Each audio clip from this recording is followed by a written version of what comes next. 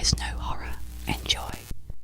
The cabin in the woods had been abandoned for years, but one night, a candle burned in the window. I began reciting my scary story to the group of friends, sitting around the campfire with me. We are camping for the weekend in the national park, where we have been roaming the countryside for years, ever since we were old enough to walk. There are 6 of us, and we usually camp out here at least once a month. One of our camping rituals is to see who can tell the scariest campfire story, and tonight, it's my turn to tell my favorite story as we sit relaxing after an amazing barbecue dinner. Everyone is sitting silently waiting for my next words. Listen up, my friends, because this is a true story, one that happened to my auntie and her daughter, who is only 4 years old. Please don't interrupt me with questions or you'll spoil the story. I look around at my group of friends to see they are all nodding in agreement.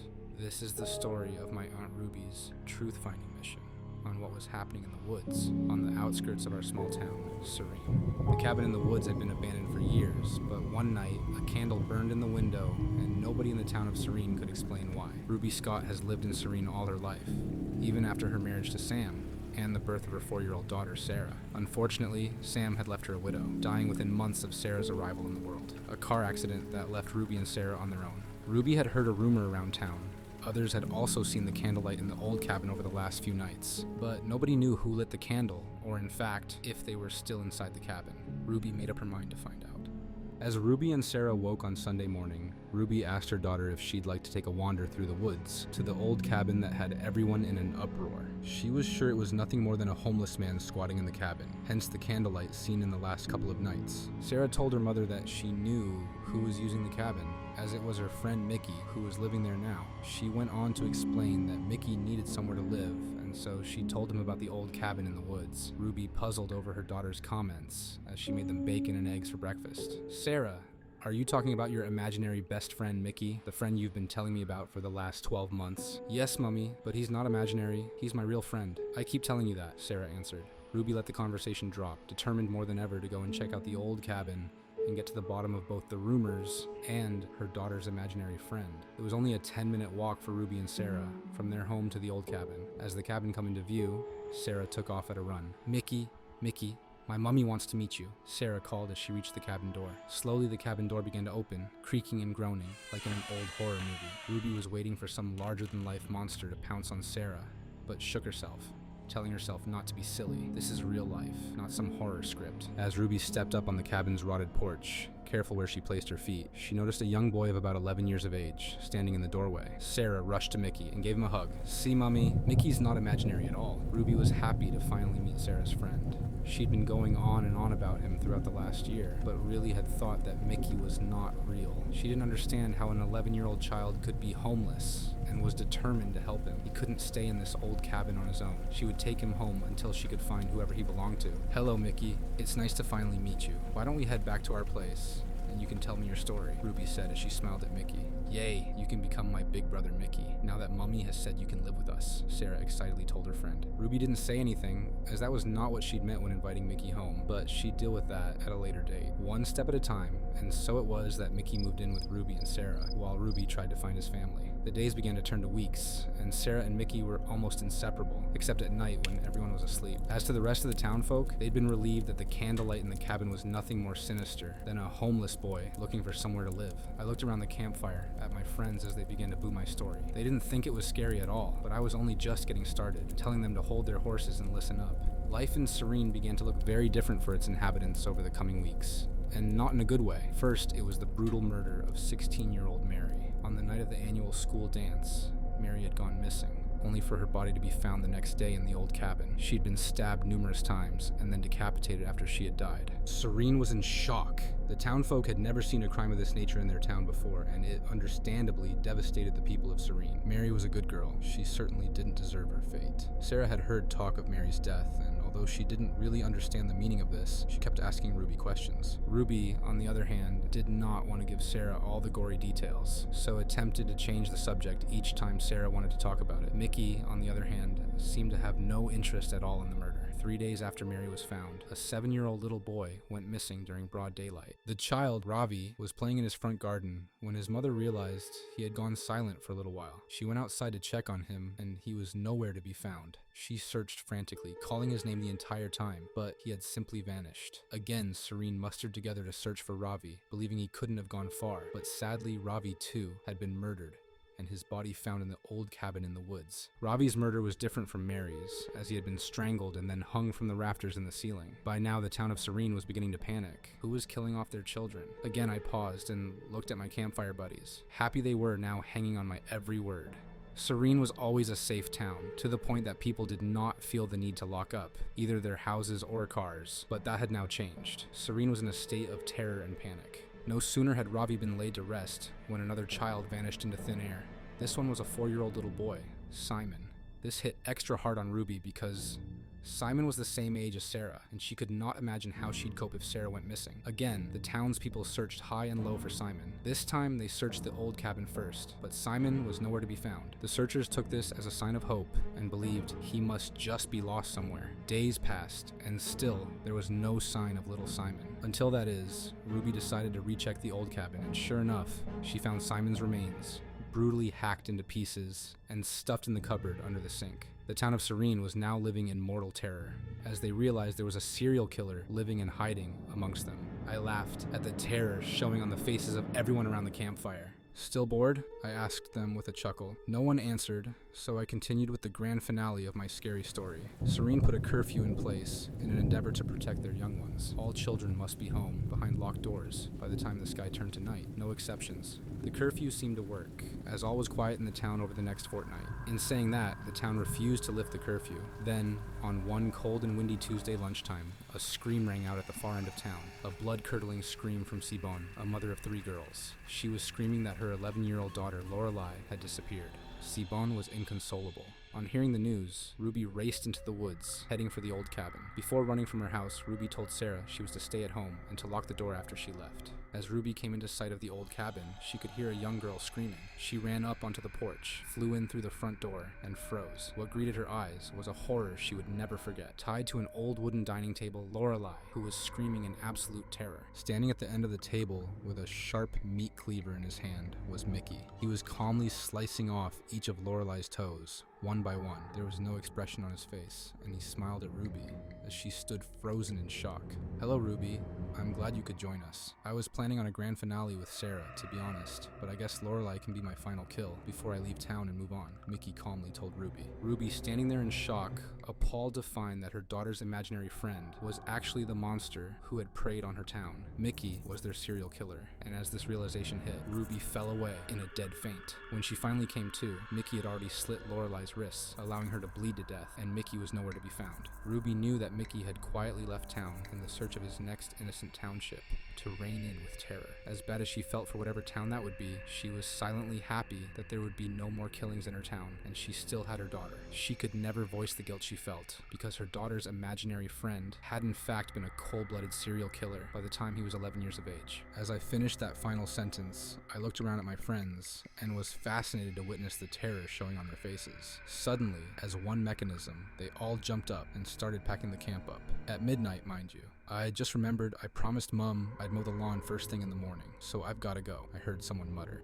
"Oh, that's right. I told my parents that I would stay home this weekend. I best head home," another whispered. "Oh, come on, guys. It wasn't that scary. Come back and sit down. I promise I wasn't talking about that old cabin just over there," I chuckled. But within the next 10 minutes, I found myself alone, and my tent was the only one left standing. I wonder if they'll ever have the courage to camp here again. Story number 2.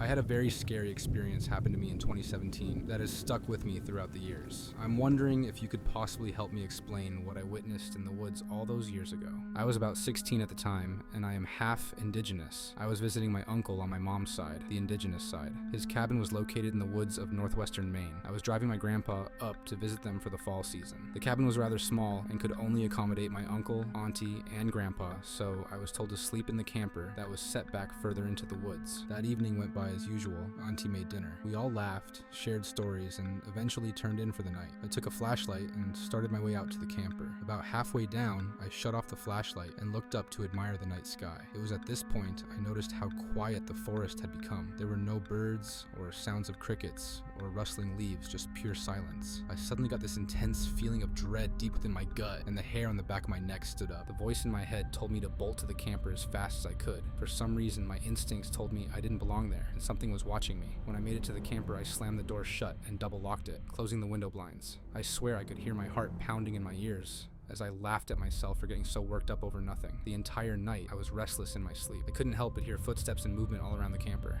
I told myself it was just curious animals and grazing deer, but my dreams were haunted by something I couldn't see. Unfortunately, this would not be my final experience of the weekend. By morning, all seemed normal. I thought about mentioning what had happened to my grandfather over breakfast, but I was worried that he would brush me off as being overdramatic or being too used to the city life.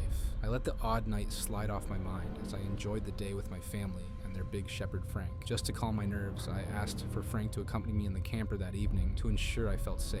The walk back was once again fine until I began to enter the tree line. I'm not sure if it was because I was feeling nervous as well, but Frank seemed to be on edge, with his ears perked, end head on a swivel. That night he slept in the bed of the trailer with me. I felt safer with the dog there. However, I had an extremely awful dream in which, when I awoke, Frank was staring at the wall of the trailer with his hackles standing on end. When the morning hit, I packed my bags to leave in the afternoon and brought Frank out of the trailer and led him out to the small field between the cabin and the thick woods. I was kicking his ball for him to excitedly chase, grab, and return to me. We continued this game until I kicked the ball a bit too hard, and it rolled right down to the edge of the woods. Frank raced down to grab the ball until his full sprint turned into a full stop.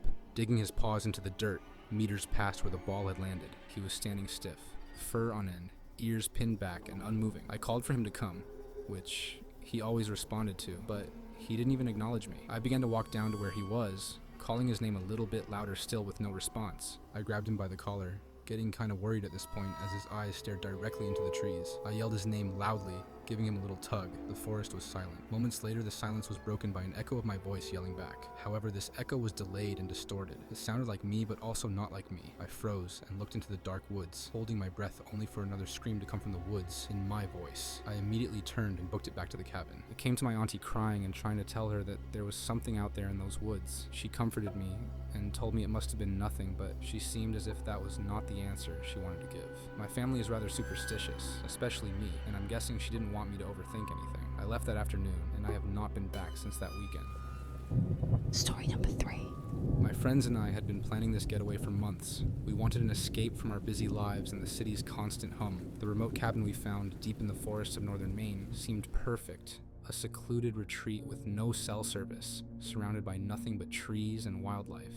We arrived on a crisp autumn afternoon. The cabin was an old 2-story wooden structure with a wraparound porch and a stone chimney that looked like it had been there for centuries. The forest around it was thick, the trees standing like silent sentinels. The cabin's appearance was charming, if a bit weathered, the kind of place you see in a classic horror movie, but with just enough rustic appeal. Inside, the cabin was cozy. The main room had a large stone fireplace and a collection of mismatched but comfortable furniture. We settled in, eager to explore the area and relax. The first night was uneventful.